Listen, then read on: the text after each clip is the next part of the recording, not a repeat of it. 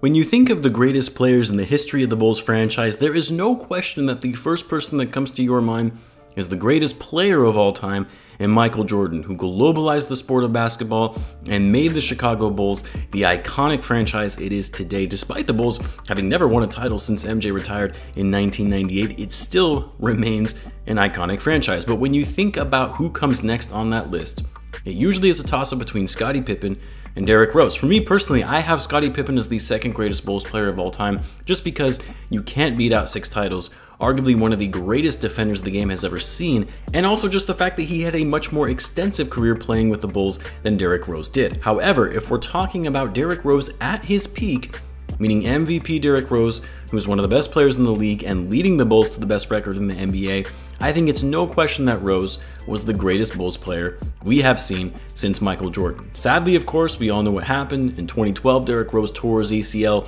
in Game 1 of the playoffs, and despite recovering, went on to suffer more injuries before he was ultimately traded to the New York Knicks back in 2016 after the Bulls failed to make the playoffs under first-year head coach Fred Hoiberg. And since then, D Rose has bounced around from a few teams, and there was even a period where it looked like potentially Rose was going to be retiring from the game of basketball, where his play had fallen off so much he couldn't stay healthy, and it was clear his motivation just wasn't the same that it used to be. But fast forward a bit, Rose was able to adapt his game where he wouldn't have to rely so much on his athleticism and play a little more off ball, to where he's had somewhat of a resurgence, starting with his last season in Detroit and more so with the New York Knicks. And throughout this time, there has always been talk among Bulls fans that we need to see Derrick Rose return home to Chicago to finish out his career in his hometown, as it seems only fitting to do so given the roller coaster of a career that he has gone through. And that's what we're going to be talking about in today's video. So what's going on, everyone? You are listening to Bulls Central here. Hope you're all doing well.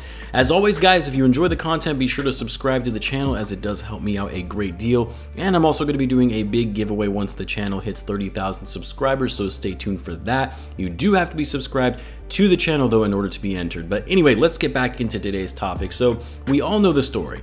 A hometown kid, a top 5 recruit playing basketball for Simeon High School, leads them to a state title. He goes to play at Memphis, takes them to the national title, all but to lose to Kansas in 2008. Rose was projected to be a top 2 pick, really between him and Michael Beasley as far as who would go number 1. The Chicago Bulls, although being a lottery team in 2008, only had a 1.7% chance of landing the number 1 pick in the 2008 draft, and the basketball gods rewarded us with the best luck the team had seen in years, giving the Bulls the number 1 pick, paving the way to draft the Chicago native Derrick Rose.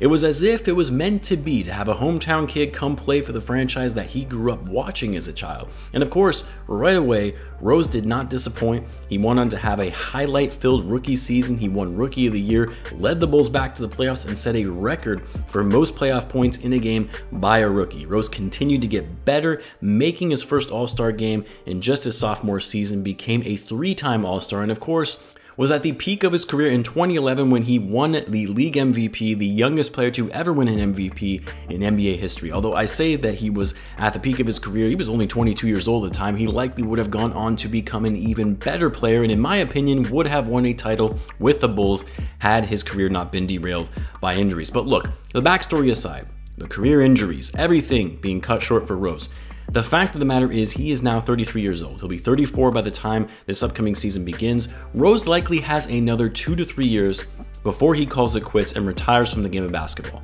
What it would mean for the fans, the city, and the franchise to have Rose return and finish out his career in Chicago, and I know I'm getting way ahead of myself here, but imagine Rose winning a ring as a Chicago Bull. Now, the reason I even bring this topic up, well, one, it's the offseason and there isn't much going on, so it's a better time to discuss it than any, but I've had so many people, or I've seen so many people, whether it be on Twitter, Discord, help, some people have even DM'd me about this. Should the Bulls try and bring Rose home to end his career in Chicago? And this topic has been formulating for the better part of 2 years now, really, ever since Rose hinted at the fact that he would welcome a reunion with the Bulls when he was in his last year in Detroit, when it was clear that the Pistons were going to be going in a different direction and rebuilding, and would most certainly be trading Rose, an older veteran who didn't fit their timeline but still had some trade value.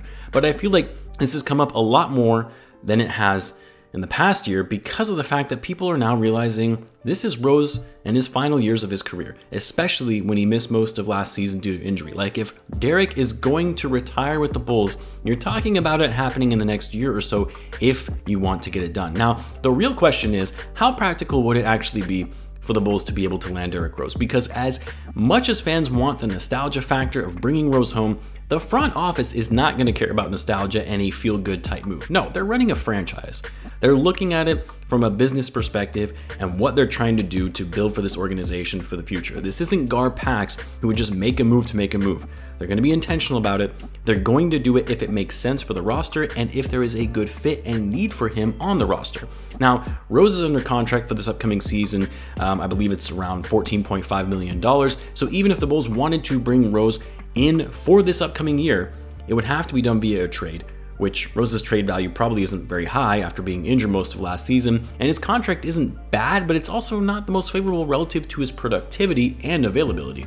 Now, Rose has another year left on his deal after this upcoming season, but it's a team option, and I wouldn't be surprised if the Knicks decline his team option, given they just added Jalen Brunson as their marquee free agent. Of course, you've seen the news that the Knicks are also trying to trade for Donovan Mitchell, so I don't see Rose being a part of the Knicks' long-term future, and that would especially be the case if Tom Thibodeau is no longer coaching the team, as he was the one who really advocated for Rose being traded to the Knicks. So because of that, it's possible Rose could be a free agent in 2023 if the Knicks do in fact decline his team option on his deal, where he'll be making a little over $15 million. So the earliest he'll be a free agent is 2024 in the event that the Knicks do actually accept that team option. Now, I don't see the Bulls having a shot at Rose for this season. I mean, unless they're able to fleece the Knicks to get Rose in a trade essentially for nothing, then maybe, which then again, it is the Knicks, so you never know. That's a team that loves making dumb franchise decisions. But even then, the Bulls are already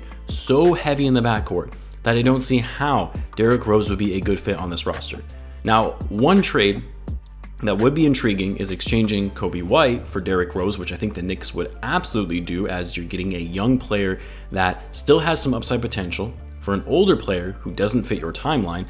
But I don't see the Bulls making this trade, in part because the money doesn't work and you would have to include other players in draft picks as a result, and by that time, the trade just isn't worth it for someone like Derrick Rose at his age. So honestly, I think the Bulls' best shot at bringing Rose home is by signing him as a free agent this upcoming offseason. Again, assuming the Knicks actually decline their team option on his contract, and the Bulls sign him to a vet minimum deal only. Really, anything more than that likely isn't worth it, given Rose will be 35 by the time the 2023-24 season starts, and the Bulls are already going to be cap strapped as it is, especially if they extend Vucevic. The other thing is, this would also assume the Bulls would be moving on from Coby White, who would be a restricted free agent next summer, and also from Goran Dragic, who is only on a one-year deal for this upcoming season. That would free up a role for someone like Rose to come off the bench behind Lonzo Ball and potentially be that scoring spark off of the bench and be that veteran sixth man that the Bulls need in the second unit. Now, here's the thing. I know some people will say, but why? Why do this at that point in Derrick Rose's career when he's likely going to have little left in the tank? Well, this is more than just about basketball. This is about bringing back one of the most legendary Bulls figures in history who was robbed of a long, successful career because of injuries, and having him finish out his career in Chicago where he belongs. And not only that, but ending his career with the Bulls on good terms, because people forget, Rose's time with the Bulls towards the end did not end in the best of light. Leading up to that season before Rose was traded, you had Rose sitting out of games, not wanting to play even though he had been cleared to play. He was also making comments about wanting to attend his kid's graduation in the future without having to worry about being hurt. He then would also talk about how he was very excited about getting big money when he would be becoming a free agent, even though he wasn't playing well after his injury. Just a lot of bizarre comments that honestly didn't sit well with Bulls fans.